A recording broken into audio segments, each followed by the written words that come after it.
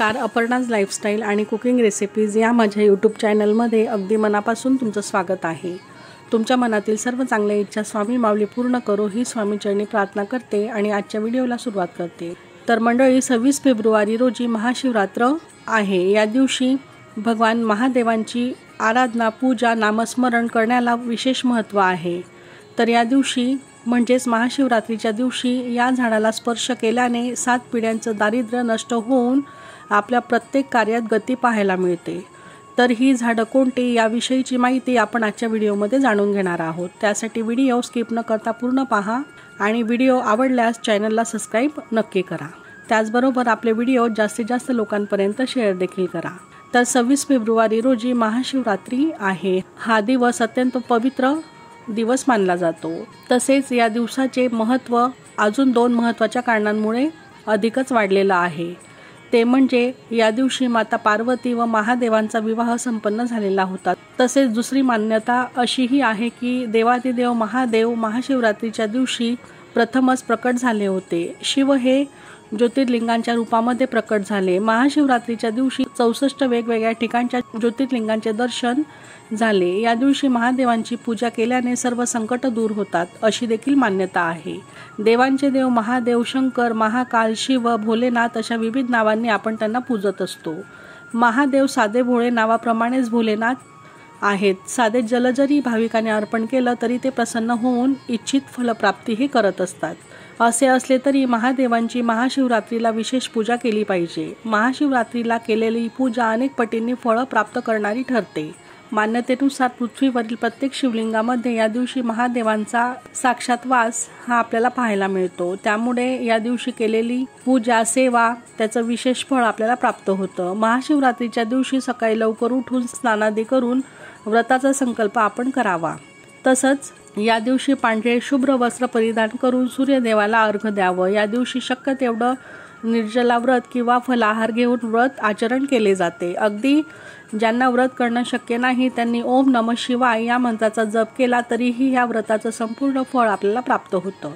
महादेवांना सर्वप्रथम पाण्याने तसेच पंचामृताने स्नान म्हणजेच अभिषेक करावा। त्यानंतर भस्म, चंदन, बेल या सर्व वस्तू आपण अर्पण कराव्यात। मंडळी, रोजच्या या धावपळीच्या युगात या झाडांचं पूजन करणं आपल्याला शक्य होत नाही, परंतु काही विशेष तिथींना या झाडांची पूजा, सेवा त्यांना स्पर्श करण्याने आपल्या जीवनातील दुःख, पीडा, दारिद्र्य दूर होऊन आपलं जीवन समृद्ध होत असतं। तसेच आपल्या घरातील दुःख किंवा काही संकट असतील संपूर्णपणे दूर होऊन आपलं घर समृद्धीने भरून जातं। महाशिवरात्रीच्या दिवशी पहिल्यांदा स्पर्श करायचा आहे ते झाड म्हणजे धोत्र्याचं झाड। या धोत्र्याचे झाडाचे फळ किंवा फूल महाशिवरात्रीच्या दिवशी महादेवांना अर्पण केले जाते। बघा, महादेवांना धोत्र्याचे फळ असेल किंवा फूल असेल, बेलाचं पान असेल, हे अर्पण केल्याने महादेव लवकर प्रसन्न होऊन आपली इच्छित मनोकामना पूर्ण करतात आणि संपूर्ण पूजेमध्ये धोत्र्याचं फळ आणि फूल असणे अनिवार्य ठरतं। हे धोत्र्याचं फळ किंवा फूल शिवलिंगावर अर्पण करावे किंवा घराजवळ जर महादेवांचं मंदिर असेल तर तिथेही जाऊन तुम्ही हे अर्पण करू शकता। या पूजेत धोत्र्याच्या फळाला व फुलाला अनन्यसाधारण असं महत्त्व आहे। यामुळे रखडलेली कामं असतील म्हणजे बऱ्याच दिवसापासून एखाद्या कामासाठी तुम्ही प्रयत्न करूनही ते पूर्ण होत नसेल तर निश्चितच हा उपाय केल्याने ते त्वरित पूर्ण होऊन प्रत्येक कार्यामध्ये तुम्हाला गती पाहायला मिळेल। यामागे एक कथा देखील सांगितली जाते। ज्यावेळी समुद्र मंथनातून रत्ने आणि काही वस्तू बाहेर आल्या त्यावेळी देवांमध्ये आणि दानवांमध्ये वाद झाले। काही गोष्टी देवांनी वाटून घेतल्या, तसंच दानवांनी देखील वाटून घेतल्या। पण जेव्हा समुद्र मंथनातून हलाहल हे विष बाहेर आलं त्यावेळी दानव आणि देव कुणीही हे विष प्राशन करण्यास तयार नव्हतं। त्यावेळी हे विष घेऊन देव आणि दैत्य महादेवांजवळ गेले। महादेवांनी संपूर्ण सृष्टीच्या कल्याणासाठी हे विष प्राशन केलं आणि आपल्या कंठामध्ये हे विष सामावून घेतलं। अतिशय विषारी हे विष प्राशन केल्यानंतर महादेवांना त्याचा त्रास होऊ लागला आणि ते बेशुद्ध झाले। त्यांना शुद्धीत आणण्यासाठी देव व दानवांनी बरेच प्रयत्न केले। त्यावेळी महादेवांच्या कपाळावर भांग आणि धोत्र्याचे फूल अर्पण केले गेले। त्यावेळेस त्यांना शुद्ध आली। तेव्हापासूनच महादेवांच्या पूजेमध्ये धोत्र्याचं फळ किंवा फूल हे अर्पण केलं जातं। याला विशेष महत्त्व हे प्राप्त झालेलं आहे।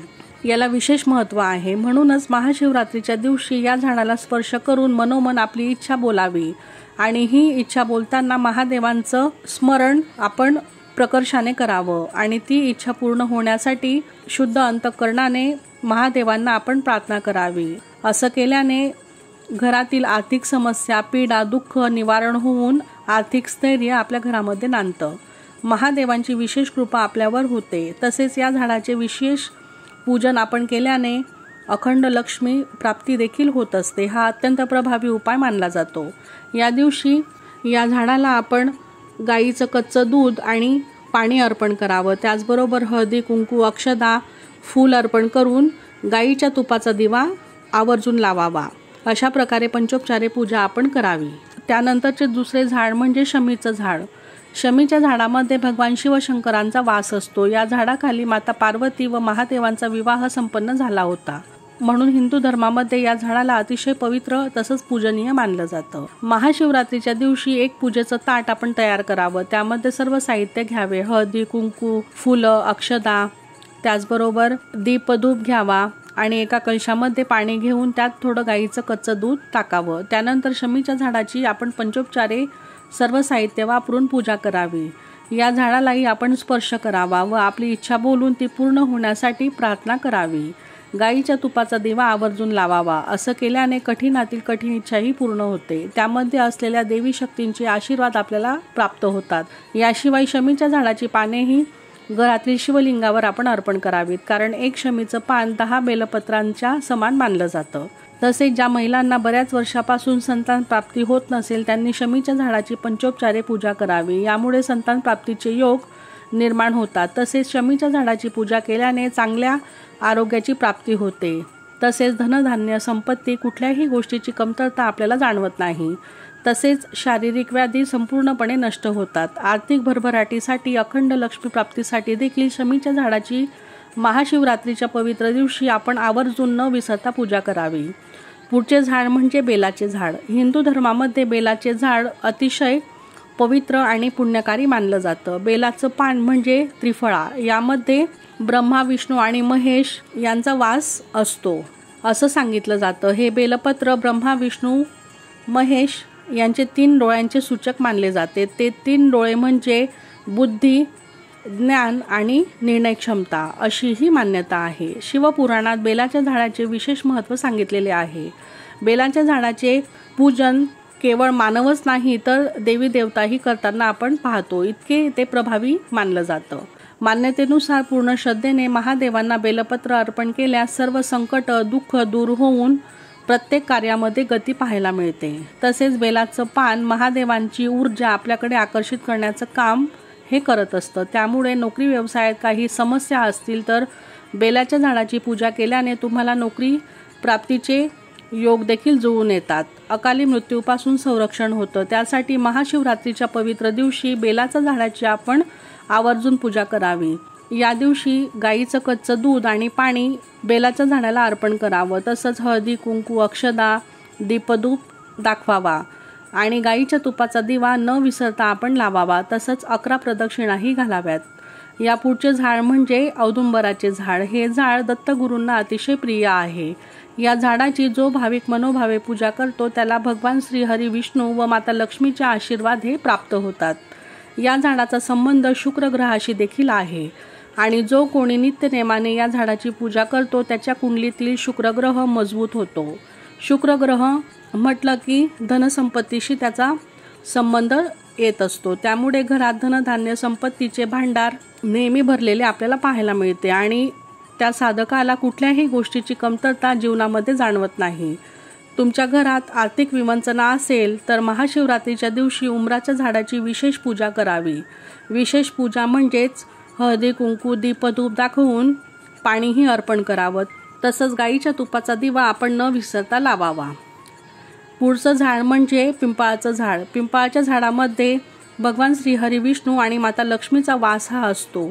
त्यामुळे या झाडाचीही आपण पंचोपचारे शुद्ध अंतःकरणाने पूजा महाशिवरात्रीच्या दिवशी आवर्जून करावी.